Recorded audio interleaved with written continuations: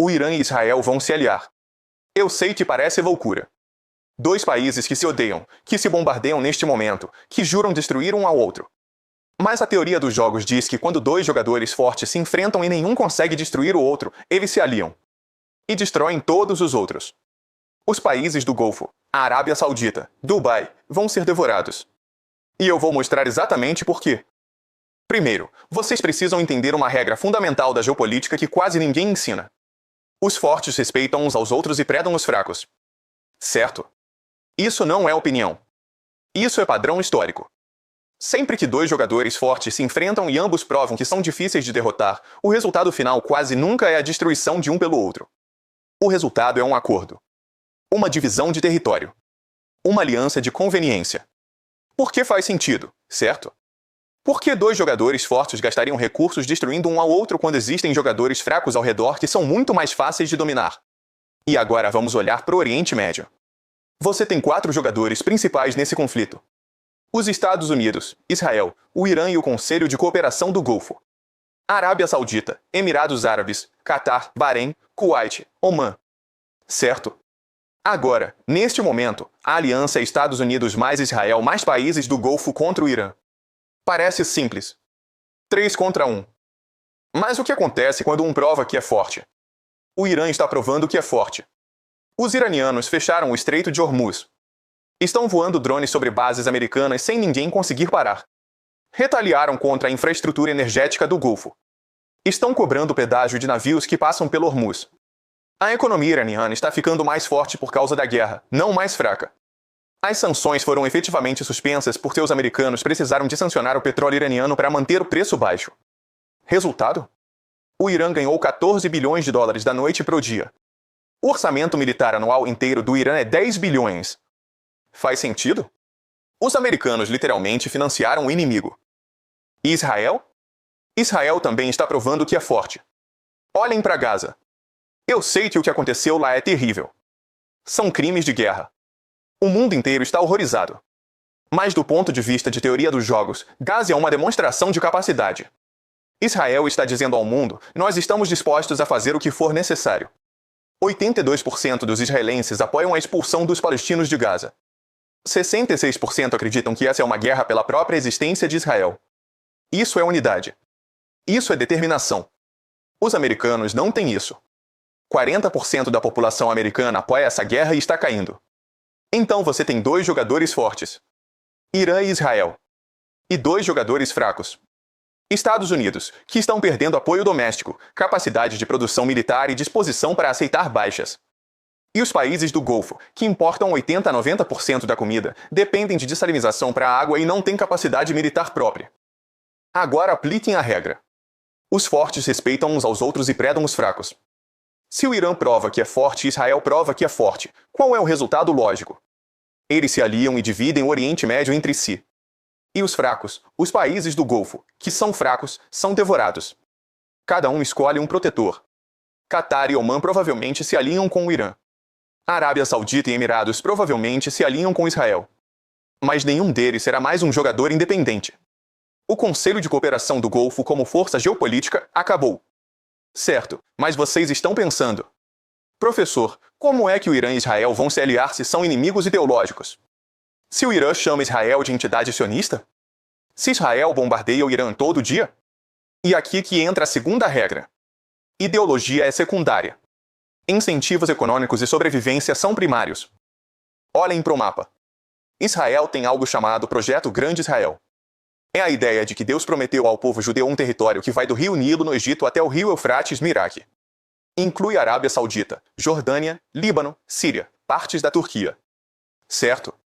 Agora, notem uma coisa muito interessante. O Irã, a Pérsia, não faz parte do Projeto Grande Israel. Nunca fez. Israel não quer a Pérsia. Nunca quis. Então por que Israel está em guerra com o Irã? A resposta vai chocar vocês. O inimigo real de Israel não é o Irã. São os Estados Unidos. Certo? Pensem nisso. Quem ocupa o território do Grande Israel neste momento? Não é o Irã. São bases militares americanas. Os americanos controlam o Iraque, têm bases na Arábia Saudita, dominam a Jordânia, controlam o Líbano através de influência.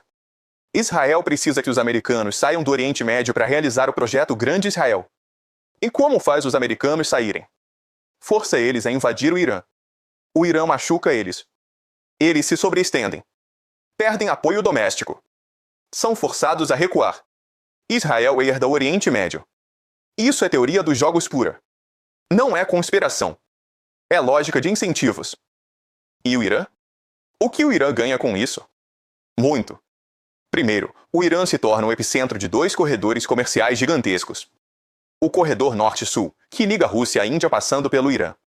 E a Rota da Seda Chinesa, que liga a China à Europa passando pelo Irã. Para a Rússia chegar à Índia, precisa do Irã. Para a China chegar à Europa, precisa do Irã. E o Irã cobra por isso. Pedágio no Hormuz, infraestrutura logística, parcerias econômicas com Rússia e China. A economia iraniana explode de crescimento. Agora, olhem o cenário completo. Israel controla o levante e os recursos energéticos do Oriente Médio. Tem os melhores centros de dados. Lidera a inteligência artificial na região. Tem o capital humano, as universidades, a tecnologia. O Irã controla o Hormuz e os corredores comerciais leste-oeste e norte-sul. Tem o petróleo, tem a posição geográfica, tem a população disposta a lutar. Os dois se complementam. Não competem. Faz sentido? E pensem na dimensão tecnológica. Israel tem mais centros de dados que qualquer outro país do Oriente Médio. A Arábia Saudita tem 36. Os Emirados têm 34. Mas a diferença é que a Arábia Saudita e os Emirados precisam importar cérebros para construir e operar esses centros. Não tem o capital humano. Israel tem as melhores universidades tecnológicas da região. Tem as melhores empresas de cibersegurança do mundo. Tem talento e inteligência artificial que não depende de ninguém de fora. Num mundo onde inteligência artificial é a espinha dorsal de vigilância e controle de um império, Israel tem a vantagem absoluta. E olhem para o mapa de comércio. Existe um corredor chamado Corredor Índia-Oriente Médio-Europa. Basicamente, para a Índia chegar à Europa, precisa passar por Israel. Para a Europa acessar a África, precisa passar por Israel. Para conectar a energia da Rússia e da Ucrânia com a demanda da África, precisa passar por Israel. Israel, pela sua posição geográfica, é o epicentro natural de todo o comércio entre esses três continentes. É como se fosse o pedágio do mundo. Se você controla esse ponto, você controla o fluxo de riqueza. E o Irã? O Irã é o pedágio do outro lado. Para a Rússia acessar a Índia, passa pelo Irã. Para a China acessar a Europa, passa pelo Irã. São dois pedágios em dois lados do tabuleiro. Dois jogadores fortes, cada um controlando sua metade. A lógica de cooperação é esmagadora. E tem um detalhe histórico que quase ninguém fala. Os persas e os judeus sempre se deram bem. Certo? Foi Ciro, o Grande, o rei persa, que libertou os judeus da Babilônia. Os judeus odiavam os gregos. Odiavam os romanos. Mas admiravam os persas. E até hoje, o lugar com a maior população judaica no Oriente Médio fora de Israel é o Irã.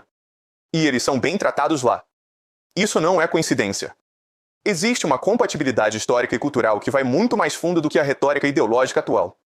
Então vocês têm compatibilidade histórica, complementaridade econômica e lógica de teoria dos jogos apontando na mesma direção. Irã e Israel como cohegemonias do Oriente Médio. E a terceira regra que confirma tudo. Os fracos não cooperam bem entre si. Precisam se aliar com os fortes para sobreviver.